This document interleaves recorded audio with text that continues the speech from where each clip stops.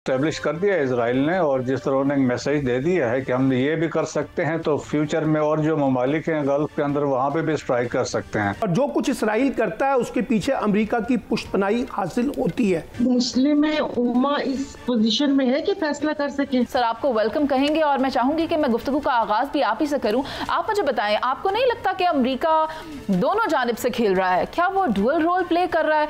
अभी उसकी जानिब से जो यकीन दहानी करवाई गई है कि इसराइल अटैक नहीं करेगा, और इसराइल ये कह रहा है कि वो दोबारा अटैक करेगा अगर कतर उसकी बात को फॉलो नहीं करता। तो क्या कहते हैं आप इस पर? जी हाँ, देखें, मेरे ख्याल में एक न्यू नॉर्मल एस्टेब्लिश कर दिया इसराइल ने, और जिस तरह उन्होंने मैसेज दे दिया है कि हम ये भी कर सकते हैं, तो फ्यूचर में और जो ममालिक हैं गल्फ के अंदर वहाँ पे भी स्ट्राइक कर सकते हैं।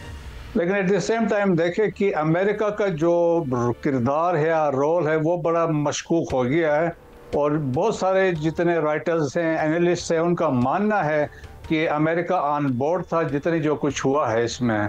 क्योंकि आप देखें अल अदीद जो एयर बेस है जहाँ से वहाँ से लेके जहाँ पे एक्चुअल स्ट्राइक्स में इट इज़ 32 किलोमीटर्स, तो वो डिस्टेंस भी इतना थे। फिर देखें कि it is combined air operation centre है, तो इसका मतलब है वो they can monitor all the activities इस पूरे रीजन में कर सकते हैं। फिर ये भी रिपोर्ट इतलात है कि जो कतर के अपने एयर डिफेंस सिस्टम है, उनका बड़ा ठीक ठाक एयर डिफेंस सिस्टम है, वो भी इन्होंने बेसिकली कहते हैं वो भी डिसेबल कर दिया था। सो देयरफॉर देखें, फिर ऊपर से ये भी मिस्टीरियस सर्कमस्टांसिस है। ये तुर्किया में लोग बैठे हुए थे, दे वर कॉल्ड, कतर में बुलवाया गया और इन्होंने बातचीत की और फिर उस लोकेशन पर गए थे। तो देखें, एक न्यू नॉर्मल सेट हुआ है, और उससे ये हुआ कि एक सीरियस सेटबैक है, और एक आप समझ लें कि it is insult to Qatar है, गल्फ कोऑपरेशन काउंसिल के जो ममालिक है उनकी इंसल्ट है, अरब्स की इंसल्ट है। अगर ये खड़े नहीं होते अपने पाँव पे और इधर कई स्ट्रॉन्ग स्टैंड नहीं लेते हैं, तो मेरे ख्याल में मुश्किलात आगे फ्यूचर में बढ़ेंगी, और द ओनली ऑप्शन है कि उनको एक स्टैंड लेना होगा कि एक जो चीज़ हो गई है, स्ट्राइक्स किए हैं, बदमाशी हो गई है, और उन्होंने देखे कि एक रोक स्टेट है, पैराज स्टेट है, अपनी मनमानी कर रहा है, इंटरनेशनल ऑर्डर हैज कोलैप्स्ड। देखिए, यूनाइटेड नेशन के कोई नहीं सुन रहा है, यूनाइटेड नेशन सिक्योरिटी काउंसिल का कोई नहीं सुन रहा है, इंटरनेशनल क्रिमिनल कोर्ट को कोई नहीं सुन रहा है, इंटरनेशनल कोर्ट ऑफ जस्टिस को कोई नहीं सुन रहा। तो इट मीन्स कि इंटरनेशनल ऑर्डर हैज कोलैप्स्ड।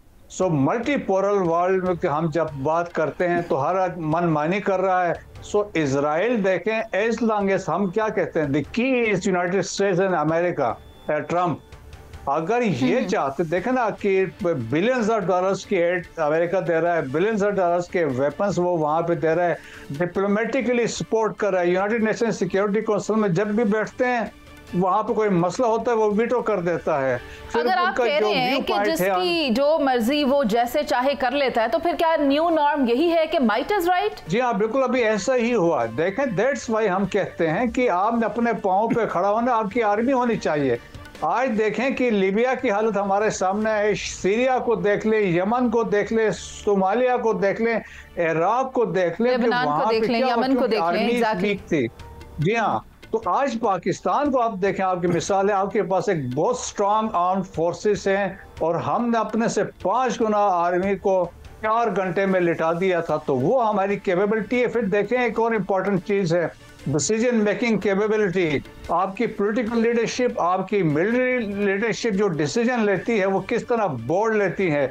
अगर आपने डिफेंसिव पे जाना है, खाली आपने बयानबाजी करनी है, तो उससे तो कोई फर्क नहीं पड़ेगा। पास में हमने देखा है कि जिस तरीके से गजा के ऊपर देखें, अरब लीग एक कंसेंसस के साथ एक डिक्लेरेशन नहीं ला सका है। तो अब आई डोंट नो कि क्या होते हैं, जो समिट जो संडे को हो रही है, लेकिन मेरा ख्याल में अब बेटर सेंस शुड प्रिवेल, और एक स्टैंड लेना चाहिए, और they should also rethinking future का क्या अलायंस हो सकता है। दिल के बहलाने को, रशिया की तरफ भी दिल के बहलाने को गालिब ख्याल अच्छा है। हमने ये सूरत हाल क़ज़ा में देख ली है। लेकिन अभी मैं सलमान आबिद साहब को भी शामिल गुफ्तगू करना चाहती हूँ। सलमान साहब, आप मुझे बताएं, कतर और अमरीका के ताल्लुकात किस तरह के हैं? यू नो दैट, मगर हमने ये भी देखा कि अमरीका ने कतर के बेसिस इस्तेमाल किए जब ईरान पर अटैक किया गया इसराइल की जानिब से। तो अब ऐसे में अगर इसराइल अटैक कर रहा है कतर पर, तो क्या अमरीका लाइल्म था, या फिर आप ये कहें कि इसराइल इसके बाद किसी और इस्लामिक कंट्री को टारगेट नहीं करेगा या मिडिल ईस्ट में दोबारा से किसी को हदफ नहीं बनाएगा? क्या हम ये फर्ज कर सकते हैं, या फिर ये फर्ज करना मुश्किल है कि इसराइल क्या करेगा आगे? इससे ज्यादा मासूमाना तज्जिया कोई नहीं होगा कि इसराइल अपनी मर्ज़ी और मंशा के मुताबिक बग़ैर किसी अमरीकी मर्ज़ी के वो ये काम करता है। मैं बार बार ये कहता हूँ कि इसराइल का और अमरीका का जो नेक्सस है वही इसराइल की सबसे बड़ी ताकत है, और जो कुछ इसराइल करता है उसके पीछे अमरीका की पुष्टपनाही हासिल होती है, और ये आपने गज़ा में भी देखा और बाकी जगह पर भी देख लिया है।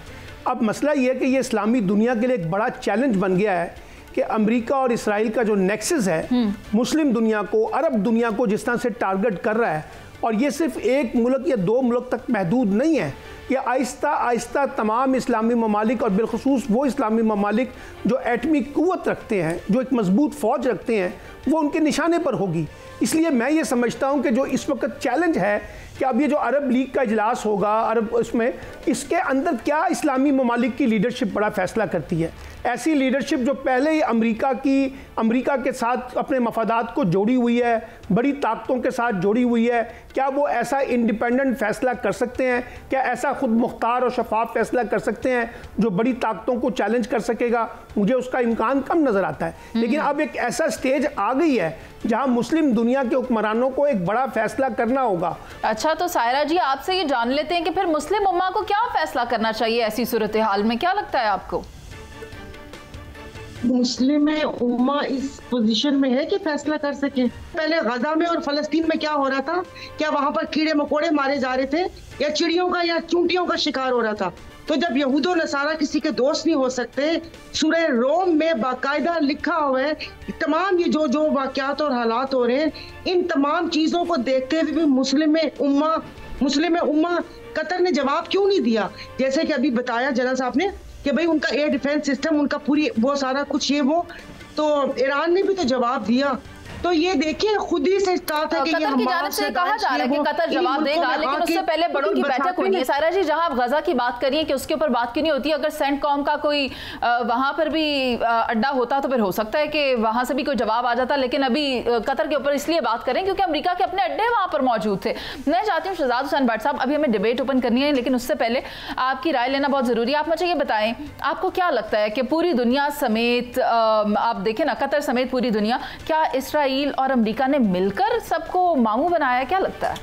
काबिल एहतराम मुनीज़ मोइन, अच्छा सवाल है आपका, और जवाब उसका ये है कि इस वक्त अगर आप गौर करें कि पाकिस्तान, दूसरी तरफ भारत और इसराइल, यार मतलब इसमें कोई शक मुझे है ही नहीं कि ये दोनों ममालिक इसराइल और भारत जो है वो पाकिस्तान के दुश्मन है और पाकिस्तान को गैर मुस्तकम करने का कोई मौका जो है वो हाथ से जाने नहीं देते। और यहाँ पर जो आपने सवाल किया अमेरिका, हाँ अफसोस के साथ कहना चाहता हूँ कि अमेरिका भी इसमें शामिल है, एग्री, लेकिन नेतन्याहू ने जो बात की है, हमले के बाद की है, और उसने तमाम ममालिक को खबरदार किया है कि अपने अपने घरों में शिद्दत पसंदों को पनाह ना दे, वरना मैं फिर आऊंगा और फिर अटैक करूंगा।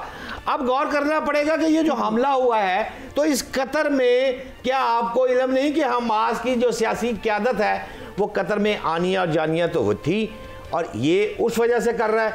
अच्छा, अब अगर वो कर रहा है तो फिर ये डिक्लेयर है ना, इसमें तो कोई शक बहाम है ही नहीं, और इससे क्या उम्मीद रखे जाए? आपको वो भी याद होगा 1981 में जब इराक के एटमी रिएक्टर पर हमला किया था, तो 1982 में इसराइल और भारत ने मिलकर हमारा कोटा में एटमी तनसीबात को नुकसान पहुंचाने का मौका भी ट्राई की थी। लेकिन उस वक्त एक फौजी आमिर जनरल जिया, जिनको मैं समझता हूँ जितने भी फौजी हुक्मरान इस वक्त आए हैं, वो पॉलिटिक्स पे मेरी उनके साथ डिसएग्री हो सकता हूँ, लेकिन पाकिस्तानी होने पर मुझे किसी पर शक नहीं। हमेशा पाकिस्तान के हवाले से हर शख्स ने, हुकूमत ने या फौज ने, सियासतदानों ने पाकिस्तान से गद्दारी नहीं की। और मनीज़ आखिरी 2 लाइनें सिर्फ ये ले लें मुझसे कि मुझे ये लग रहा है कि आने वाला जो वक्त है उसमें अब भारत के साथ साथ इसराइल पर भी हमें पॉलिसी जो है वो क्लियर करनी पड़ेगी। ठीक है शहजाद भट्ट साहब, अभी ये बात